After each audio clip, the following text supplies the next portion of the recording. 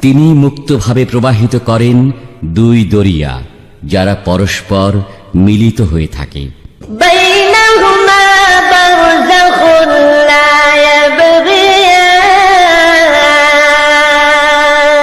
কিন্তু উভয়ের মধ্যে রয়েছে এক পর্দা, যা তারা অতিক্রম করতে পারে না।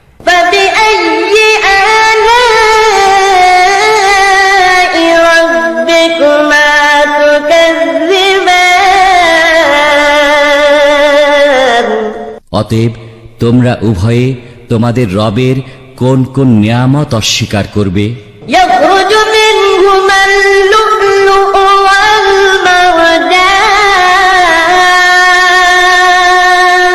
উভয় দরিয়া থেকে বের হয়ে থাকে মুক্তা ও প্রবাল।